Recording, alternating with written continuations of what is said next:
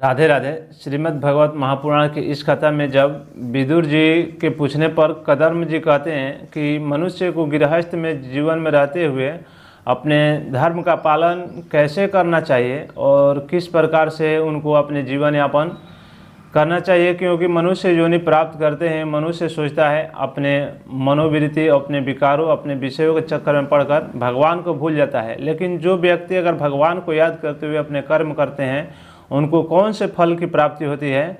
तो कहते हैं कदर्म जी, ज्येष्ठम बता खादि खलस्तस्वराशे ससिंधक मक्षणो सत्व दर्शनान ये अदर्शनम जन्म भीरिंगय सदे रसासते योगिनो रूढ़ योगा।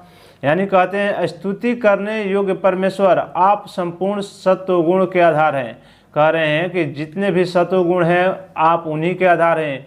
योगी जन उत्तरोत्तर शुभ योनियों में जन्म लेकर अंत में योगस्थ होने पर आपके दर्शन की इच्छा करते हैं।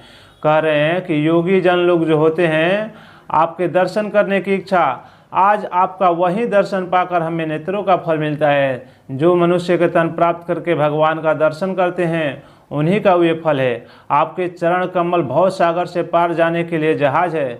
जो व्यक्ति भव सागर से पार चलाता आता है उसके लिए भगवान के चरण ही सबसे बड़ा जहाज है। जिसकी बुद्धि आपकी माया से मारी गई है वही उन तुच्छ क्षणिक विश्व सुख के लिए जो नरक में भी मिल सकते हैं।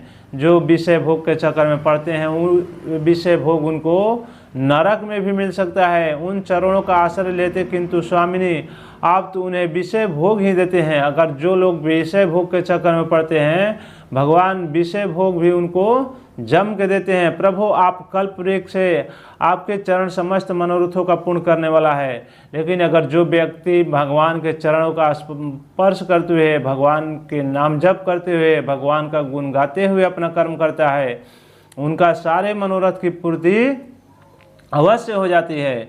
क्योंकि मेरा काम कलुषित है, मैं भी अपने अनुरूप स्वभाव वाली गृहस्थ धर्म को पालन करने में सहायशीलवती कन्या से विवाह करने के लिए आपके चरणों कमलों की शरण में आया हूँ। कह रहे हैं कि हम अपने गृहस्थ धर्म का पालन करने के लिए आपके चरण कमलों में आए हैं। सर्वेश्वर आप संपूर्ण लोकों के अधिपति हैं। भगवान जो है संपूर्ण लोकों के अधिपति है। जो भी मनुष्य के व्यक्ति अंदर उनकी कामना होती है वह अपने कामना में फंस कर कार्य करते हैं लेकिन उसकी कामना की पूर्ति नहीं होती है। लेकिन अगर जो व्यक्ति भगवान के लीला रूप गुण का गान करते हैं उनकी कामना अवश्य पूर्ति होती है। वेद वाणी रूप डोरी में बंधा हुआ है धर्म मूर्ति, उसी का अनुगमन करता हुआ मैं भी काल रूप का अपना आज्ञा पालन रूप पूज पुरोहित समर्पित करता हूँ। कह रहे हैं अपने जो भी आज्ञा का पालन करेंगे सब आपके प्रति समर्पित करूँगा। प्रभु आपके भक्त विषयासक्त लोगों और उन्हीं का मार्ग अनुसरण करने वाले मुझ जैसे कर्मजंड पशुओं